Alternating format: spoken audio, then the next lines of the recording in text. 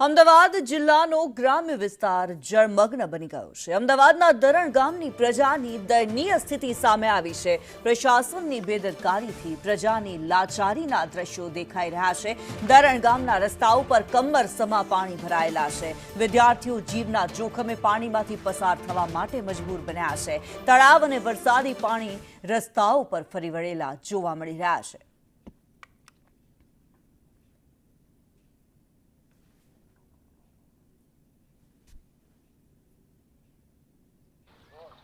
સાણંદ નજીક આવેલા દરણ ગામની વડલી વાસ્તવિકતા કે આખો રોડ છે તે પાણીમાં ધોવાઈ ગયો છે અને બંને ખેતર છે તે પાણીમાં જ પડી ગયા છે। ચારેકોર પાણી જ પાણી જોવા મળે છે ને ગ્રામજનોની વરવી વાસ્તવિકતા અને કપરી પરિસ્થિતિ જોવા મળે છે। અહીંયાથી પસાર થવું એટલે જીવના જોખમે પસાર થવું। સ્કૂલના બાળકો હોય, વિદ્યાર્થીઓ હોય તે પણ આ જ રીતે પાણીમાં પસાર થતા નજરે પડી રહ્યા છે। નાના ભૂલકાઓને સ્કૂલમાં મોકલવા જવા હોય એટલે વાલીઓને માથાનો દુખાવો બની જાય છે। જે પ્રકારે અહીંના દ્રશ્ય કે એક જે રિક્ષા છે જે કેવી રીતે પસાર થઈ રહી છે, ઘૂંટણ સુધીના પાણી, આ વરસાદી પાણી અને લોકો અહીંયાથી પસાર થતા જોવા મળી રહ્યા છે। નાના બાળકો જે સ્કૂલમાં પણ જતા હોય છે તો પણ આ જ પ્રકારની પરિસ્થિતિનો સામનો કરવાનો વારો આવતો હોય છે અને અહીંયા પરિસ્થિતિ આખી કપરી જોવા મળી રહી છે। આ કયો વિસ્તાર કહેવાય કાકા અને કેટલું પાણી છે અહીંયા? આ સાણંદ તાલુકાનું દરણ ગામ છે। કાયમથી વર્ષોથી આની આ જ પરિસ્થિતિ છે અમારા ગામની, પણ કોઈ અધિકારી જોવા આવતા નથી। વોટ લેવા જ આવે પણ અમે અલફેર વોટનો જ બહિષ્કાર કરવાના છીએ। કેટલી પરિસ્થિતિ કપરી છે। નાના બાળકોને લઈને અહીંયાથી સ્કૂલમાં તમે મૂકવા જઈ રહ્યા છો, દરરોજની આ દર વર્ષે આવી હાલત? દર સાલે દર વર્ષે આની સાહેબ તકલીફ છે અમારે કાયમી। આ જો છોકરાને મૂકવા જો તેડીને જવું પડે છે।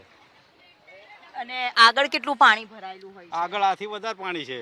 એ પેલો બાવળાવાળો રોડ ચોમાસામાં આ જ તકલીફ હોય છે અમારે કાયમ। ચોપડા જે છે આ છોકરાઓના કે આ રીતે પરિસ્થિતિમાં જવું પડે છે પ્લાસ્ટિકના, કારણ કે પાણીમાં ક્યાંક પડી જાય તો એવી પણ બીક સતાવતી હોય છે। અહીંયા સિનિયર સિટીઝન હોય કે તમામ લોકો હોય, જે આ બંને પાણી જ આખું રોડ છે તે પાણીમાં ગરકાવ થઈ ગયેલો જોવા મળી રહ્યો છે અને કપરી પરિસ્થિતિમાંથી લોકો છે તે અહીંયા પસાર થતા નજરે પડી રહ્યા છે। નાના ભૂલકાઓ છે તે પોતાના વાલી છે તે અહીંયા મૂકવા પણ જાય તે કપરી પરિસ્થિતિમાં અહીંયા મૂકવા જતા નજરે છે તે પડી રહ્યા છે। ચારે કોર પાણી જ પાણી આ વિસ્તારમાં જોવા મળી રહ્યું છે। કેટલા સમયથી મોટા ભાઈ આ પાણીની સમસ્યા છે અને બાળકોને સ્કૂલ મૂકવા જાવ છો? સ્કૂલ ક્યાં આવેલી છે? સ્કૂલ બાવળા આવેલી છે, વિજેતા વિદ્યાવિહાર, ત્યાં જઈએ છીએ। આ સમસ્યા લગભગ 20 વર્ષથી આમાં મને યાદ છે ત્યાં સુધી ચાલે છે।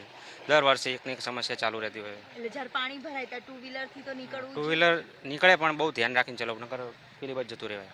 અને આ જે રસ્તો છે બંને ખેતર ભેગા થઈ ગયા છે? ના, ઓલરેડી અહીંયા પેલી બાજુ તલાવ છે અને આ બાજુ ખાડો પડી ગયેલો, બીજું તલાવ છે, એટલે આ બાજુ ખેતરો બધા પાણી થઈ ગયા। નીકળવું બહુ મુશ્કેલ થઈ જાય। પ્રશાસનને શું અપીલ કરશો? પ્રશાસનને એકમાત્ર અપીલ છે કે આ રોડ થોડો અંદર ઊંચો લેવામાં આવે અને અંદર નળ નાખી થોડું પાણી। હા, દર વર્ષે એકની એક સમસ્યા, પાણી નિકાલ થતો નથી। જરૂર પાણીનો નિકાલ થતો નથી અને દર વખતે આવા નાના ભૂલકાઓ છે તે સ્કૂલમાં આ જ પ્રકારે હાલાકી વેઠતા અહીંયા નજરે છે તે પડતા હોય છે અને વાહન ચાલકો હોય કે પછી રાહદારીઓ હોય આ જ પ્રકારે ઘૂંટણ સમા પાણીમાં વરસાદી પાણીમાંથી પસાર થવા માટે મજબૂર બને છે અને લોકો હાલાકીનો સામનો પારાવાર કરતા નજરે પડી રહ્યા છે। કેમેરામેન મનીષ વાણિયા સાથે દિવ્યા ચૌહાણ, સંદેશ ન્યૂઝ, દરણ।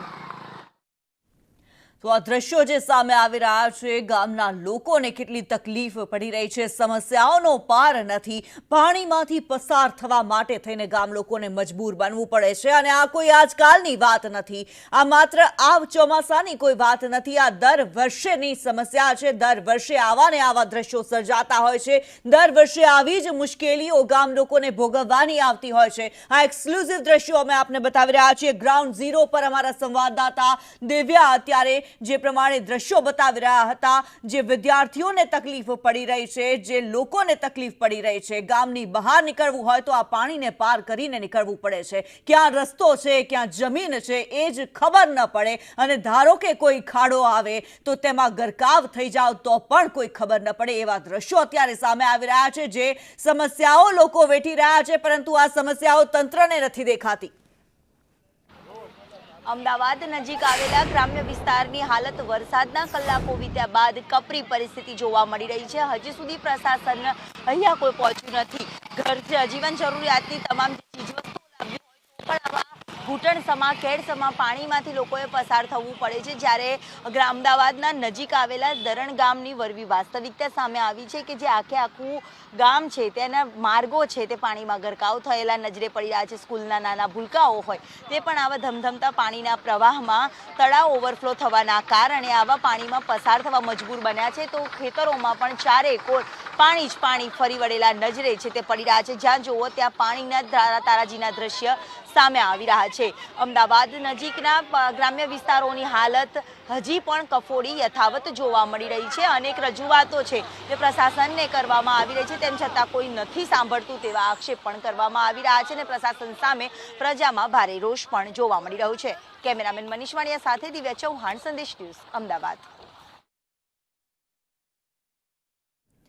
તો જે દ્રશ્યો છે એ જ કહી રહ્યા છે કે આ લોકોની મદદ માટે હજી કોઈ આગળ નથી આવ્યું. 72 કલાક થઈ ગયા છે, વરસાદે વિરામ લઈ લીધો છે, પરંતુ જે પાણી ભરાયેલા છે આ પાણી ક્યારે ઓસરશે તેવી ગામ લોકોને રાહ છે. કારણ કે આ પાણી દર વર્ષે જે પ્રમાણે ભરાય છે સમસ્યાઓનો પાર નથી રહેતો. વિદ્યાર્થીઓ હોય કે ગામના લોકો, તમામ લોકો અત્યારે આ પાણીમાંથી નીકળવા માટે મજબૂર બની ગયા છે. જે સમસ્યાઓ છે આ સમસ્યાઓનું નિરાકરણ ક્યારે આવશે તે સવાલ છે. અમદાવાદ જિલ્લાનો આ ગ્રામ્ય વિસ્તાર છે, સાણંદના દરણ ગામના દ્રશ્યો અત્યારે અમે આપને બતાવી રહ્યા છે. ગ્રાઉન્ડ ઝીરો પર અમારા સંવાદદાતા અત્યારે છે, પરંતુ હજી સુધી તંત્ર નથી પહોંચ્યું. તંત્ર દ્વારા કોઈ દરકાર લેવામાં નથી આવી. પ્રશાસનની બેદરકારી અને પ્રજાની લાચારીના આ જીવતા જાગતા પુરાવા રૂપ, ઉદાહરણ રૂપ આ દ્રશ્યો છે કે જ્યાં દેખાઈ રહ્યું છે કે ગામ લોકો જે પારાવાર મુશ્કેલી વેઠી રહ્યા છે, આ મુશ્કેલીનો ક્યારે અંત આવશે તેની માત્ર ને માત્ર રાહ જ જોવાની રહે છે તેમને, કારણ કે કોઈ મદદ માટે આગળ નથી આવતું.